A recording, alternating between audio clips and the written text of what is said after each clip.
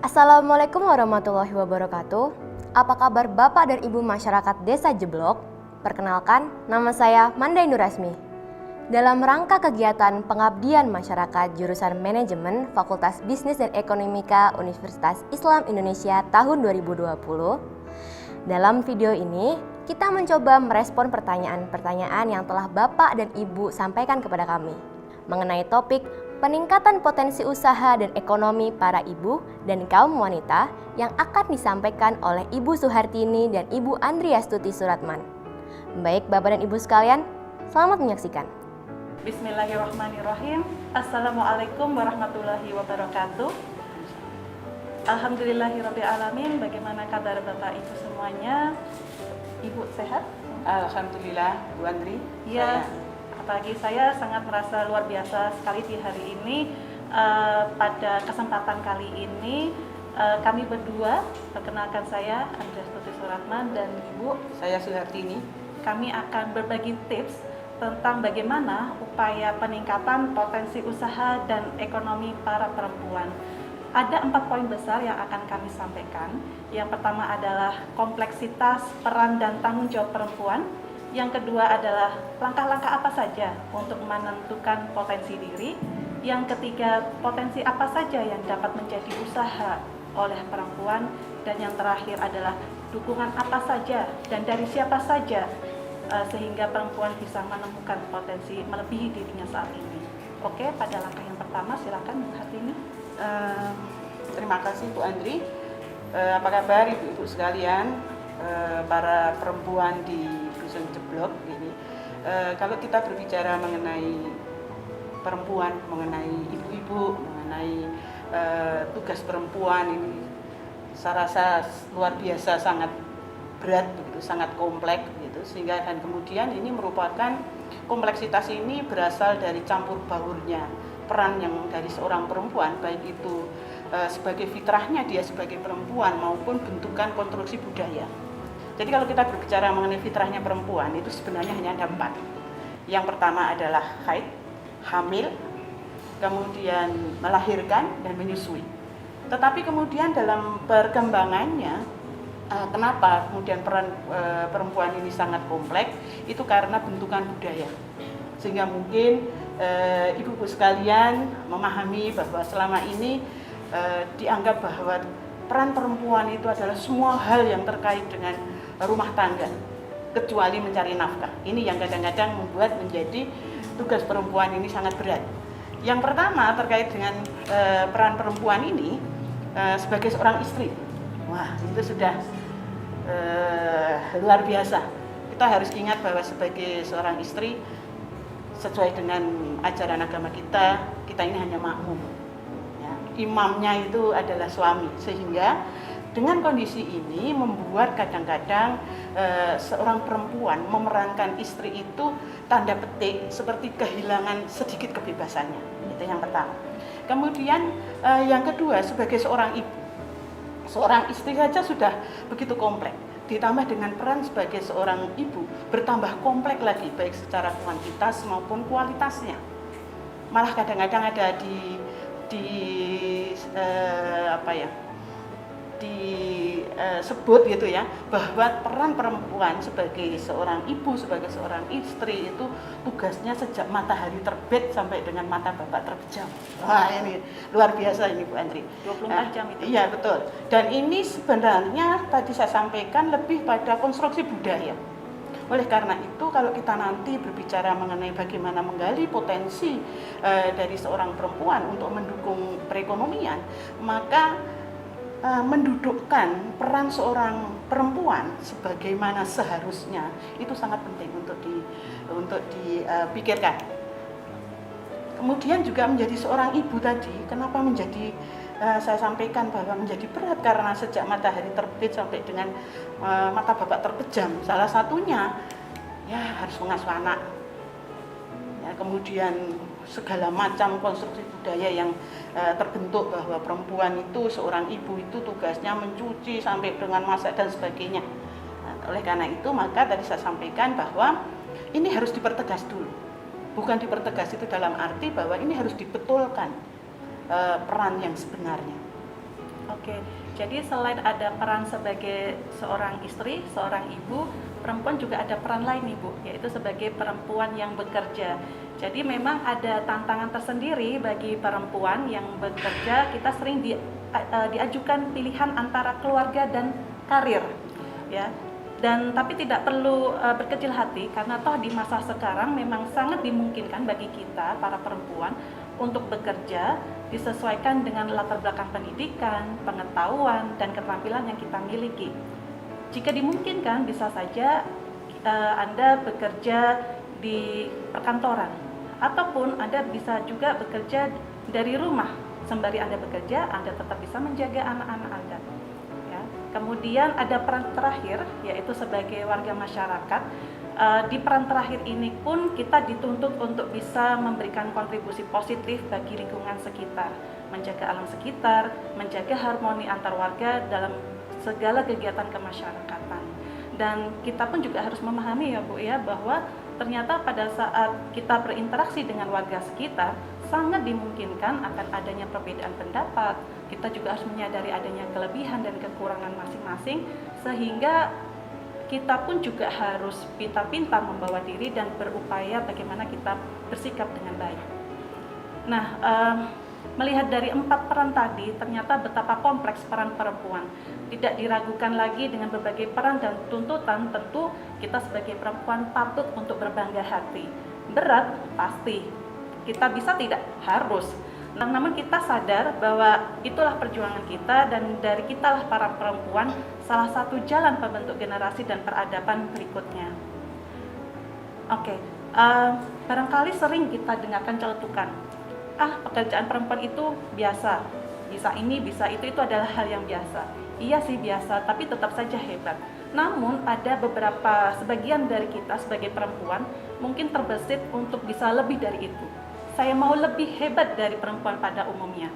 Oke, kita harus pelan-pelan dulu. Tentu ada baiknya Anda kenali potensi Anda.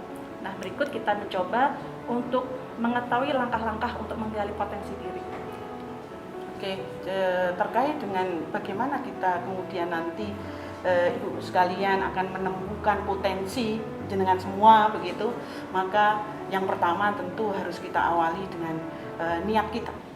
Jadi innamal a'malu binniyat, sehingga segala sesuatunya itu harus kita awali dengan niat, dengan suatu nanti menetapkan misalkan membuat suatu keputusan bahwa kita memang ingin melakukan sesuatu yang bermanfaat, sesuatu yang nanti bisa akan menambah secara perekonomian, meningkatkan kondisi perekonomian dari keluarga dan sebagainya.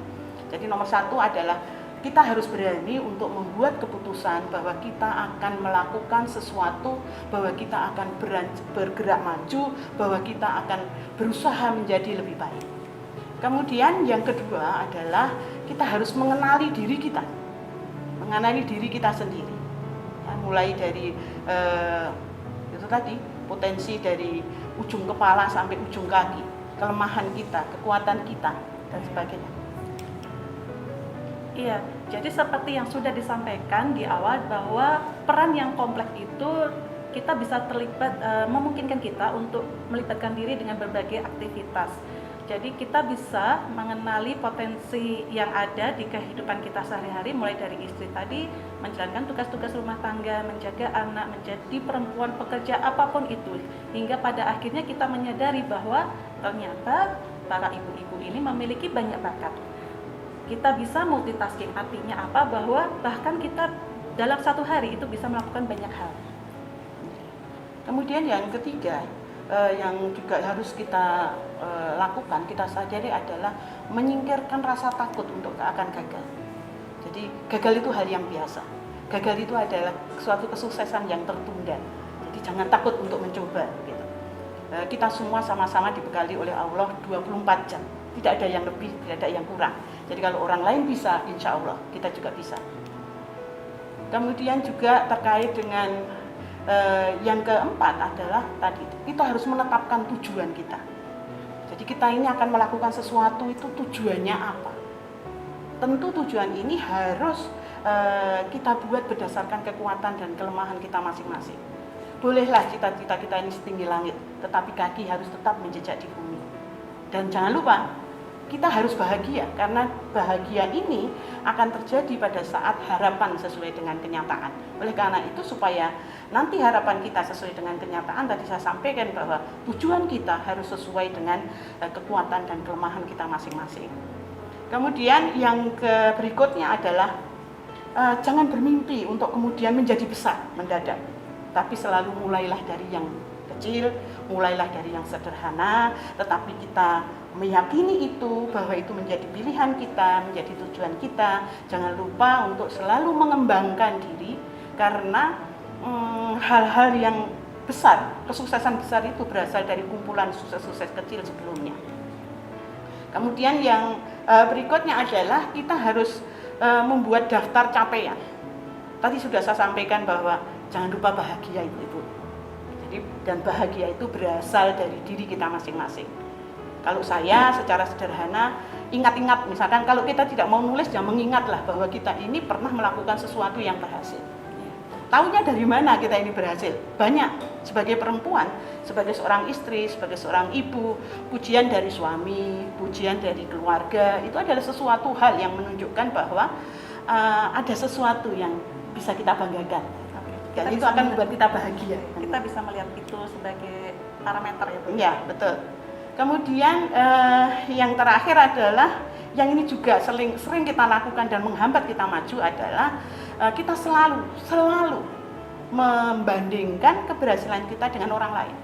Jadi membandingkan keberhasilan kita dengan orang lain itu harus, tapi menjadi orang lain itu adalah sesuatu hal yang tidak benar, dan itu akan membuat kita menjadi tidak bahagia karena selalu kalah. Rumput di tetangga itu terlihat lebih hijau. Ya, betul itu. Oke, dan terkait dengan peran, setelah kita mengenali potensi kita tadi, maka ada beberapa hal yang bisa kita akan bangun dari potensi semua perempuan, ya, terutama yang di Dusun Jeblok ini. Misalkan ini, kita sebagai istri, misal suami dari ibu sekalian sebagai petani, maka tidak ada salahnya misalkan ibu-ibu sekalian mencoba untuk juga memperhatikan cara bertani, kemudian menanam sayuran, apotek hidup. Sekarang ini era pandemi seperti ini tuh banyak sekali. Lagi tren itu. Iya betul. Dan itu menggunakan boleh dibilang tidak bermodal, tidak pakai modal, karena hanya menggunakan barang-barang yang sudah tidak berguna, kemudian disusun-susun. Nah, itulah seperti itu. Sehingga ini akan mendukung bagaimana membantu perekonomian keluarga. Kemudian mungkin juga sebagai seorang istri, tadi sudah saya sampaikan bahwa kadang-kadang suami, anak-anak itu kemudian memuji kan gitu ya, wah masakannya ibu itu enak misalkan itu. Itu adalah sesuatu hal yang perlu kita catat, dan kemudian mungkin kita harus mencoba untuk mengembangkannya. Mulai dari yang sederhana, misalnya sekarang yang banyak terjadi di era pandemi ini adalah misalkan bisnis snack. Ada risol mayo, misalkan itu donat, kayak gitu. Pertama-tama mungkin ditawarkan ke tetangga-tetangga saja yang dekat-dekat. Nah, yang perlu saya ingin sampaikan kepada ibu sekalian atau mbak-mbaknya yang di warga Jeblok ini, bahwa usaha seperti itu perlu keistiqomahan gitu ya. Kadang-kadang sekali membuat tidak laku itu terus mati gitu aja. Ini yang harus mungkin kurang siap dengan kritikan. Nah, itu juga. Kemudian juga misalkan terkait dengan peran perempuan atau tugas perempuan, tugas ibu-ibu gitu merawat anak. Sekarang mungkin bisa dikembangkan. Tidak hanya merawat anak sendiri, tetapi juga anaknya orang lain. Bisa dalam satu kompleks ya? Iya betul, itu di kompleks saya sudah ada itu ibu-ibu yang dia punya anak kecil, dan kemudian dia juga ikut mengasuh anaknya tetangga yang lain gitu. Iya, jadi sebenarnya selain apa yang sudah Ibu sampaikan, potensi apa saja yang memungkinkan untuk usaha. Jadi kalau bagi ibu-ibu yang atau perempuan lainnya yang sudah bekerja, kita bisa kok tetap mengembangkan diri, bisa melihat dari latar belakang kita, coba kita cermati kita sebenarnya masing-masing kita itu jago dalam pelajaran apa, materinya apa, bisa matematika, bahasa Inggris, baca Iqra ataupun mengaji. Sembari Anda berbagi pengetahuan dengan anak-anak di sekitar, Anda bisa menjadi solusi manakala orang tua para anak-anak ini tidak ada waktu untuk mengajarkannya. Ya, betul. Dan Anda pun bisa saja, kalau untuk skala yang lebih luas, tidak hanya Anda yang bergerak, Anda bisa saja mendiskusikan dan mengelompokkan materi-materi tadi dengan ibu-ibu yang lainnya. Anda bisa tentukan waktu dan tempat yang tepat, ya, bisa secara gratis ataupun berbayar. Tentunya selain ada potensi Anda untuk mencerdaskan kehidupan bangsa, Anda pun tidak lupa dengan ilmu yang sudah susah payah Anda dapat dari dulu, juga bisa menjadi amal jariah. Amal jariah, Nah, iya, betul betul itu. Amal jariah sekaligus sumber pendapatan kan begitu Iya, ya. jadi dan ada begitu banyak aktivitas-aktivitas lain yang berpotensi menjadi usaha Anda. Jadi misalkan Anda rajin, pekerjaan kita adalah mencuci, menyetrika, Anda bisa saja membuka usaha laundry kecil-kecilan. Anda yang suka bermake up, Anda bisa membuka salon kecil-kecilan juga. Anda suka menjahit, mungkin bisa membuat pola dan seterusnya. Ada begitu banyak sekali ternyata yang bisa kita kerjakan, mulai dari hal-hal yang kecil di rumah kita masing-masing. Bahkan pada tren yang kekinian sekarang ini, Bu, jangan salah, di masa pandemi ini Bapak Ibu ya, ada begitu banyak bermunculan menjamurnya para YouTuber perempuan. Jadi apapun aktivitas yang ibu-ibu lakukan bisa di-share. Pada saat memasak, di video, pada saat kita jalan-jalan di kompleks saja bisa jadi suatu cerita. Jadi apapun yang ada di sekitar kita itu sangat besar potensinya untuk bisa kita sharekan, bisa kita jadikan peluang usaha di masa mendatang. Agar di perempuan itu kemudian bisa mengoptimalkan semua potensinya begitu, Ya. itu butuh dukungan. Iya. Nggak bisa kita sendirian sebagai Itu perempuan. di poin kita terakhir, Iya. dukungan siapa saja, Bu? Ada suami, itu perlu itu. Jadi suami yang positif ini penting. Ya. Suami yang terbuka, Ya. suami yang mungkin tidak otoriter. Nah, itu sangat mendukung. Keluarga, lingkungan sosial. Ya, bahwa perempuan itu juga bisa berkreasi, kemudian dia juga bisa membantu perekonomian rumah tangga. Ini harus mendapat dukungan dari lingkungan.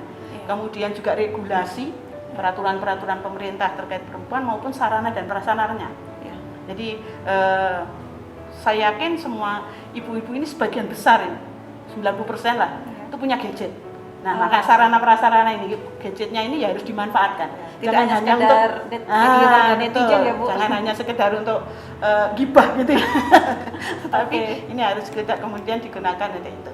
Nah, untuk supaya mereka potensinya itu optimal, tentu tidak bisa hanya perempuan sembarangan. Perempuan harus memiliki kekuatan fisik yang prima, memiliki mental yang kuat, dan yang terakhir ini harus selalu mau belajar. Saya rasa ibu sekalian melihat video ini adalah bagian daripada bagaimana belajar, bagaimana membuka mindset untuk kemudian maju dan bersemangat untuk meraih apa yang sudah ditetapkan. Iya betul.